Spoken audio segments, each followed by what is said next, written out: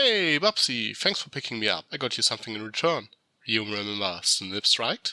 His cutie mark is also a pair of scissors, so I guess you would be the perfect couple. Ah! Someday I'll figure that shipping thing out.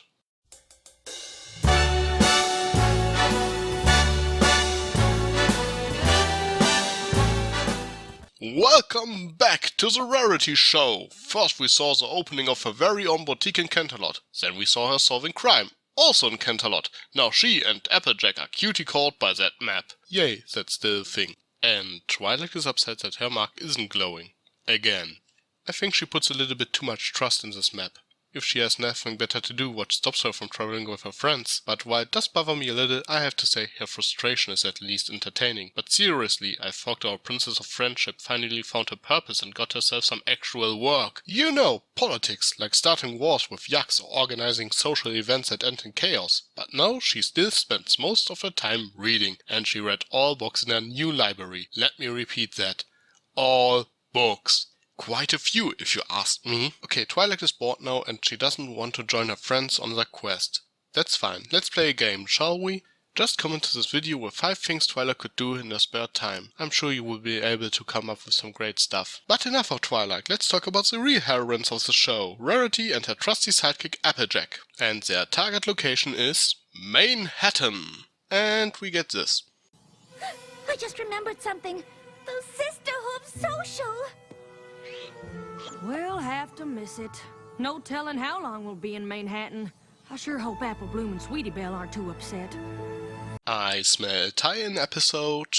And don't worry about your sisters, I already talked with them about it. Yeah, your sisters cannot compete with you because a magical map told them so. Yes, this is a valid reason.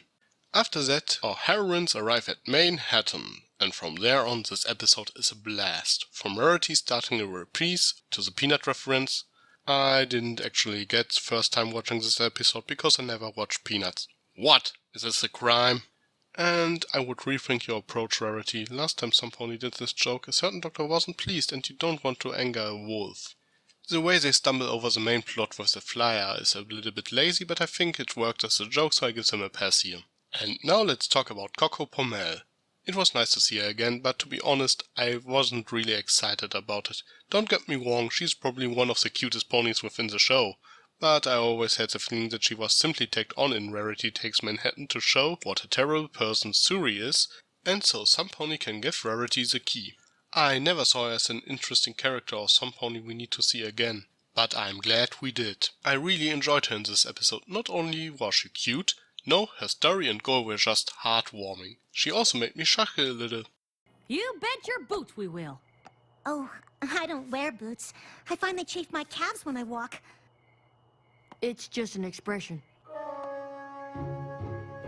And unlike helping Gilda to bake and to make some friends, helping Coco with her theater revival actually felt like it would matter. Yeah, as much as I liked the Griffonstone episode, I had the feeling that nothing was really accomplished in the long run. Sure, Gilda's now a better person and might have a friend now, but the majority of Griffonstone are still jerks. But in this episode we actually see that something greater was accomplished. But maybe I'm a little bit too harsh on Gilda, maybe she manages to make Griffonstone a better place, and maybe ponies will forget about Coco's play by tomorrow. You can apply this episode moral in both cases. I'm suggesting we stop worrying about what we can't do and start doing what we can. I think this is what really makes this episode. A nice message a lot of people like to forget. Sometimes a small thing can make a big difference, even if you are unable to do something big. But what about the heroines of this episode? Rarity's excitement to visit Manhattan again was really entertaining. I almost lost it when she started to sing Generosity, only to get a "not this again" reaction from Applejack. Also the moment when Rarity prevents a pony from buying a hat, thinking that would solve the problem. But in her defense, if baking powder was enough in Griffonstone, it's not impossible that something like this could have been the solution. Anyway, Applejack's dry comments were hilarious. And I have to say, while they were story-wise on even parts, Applejack basically stole the spotlight.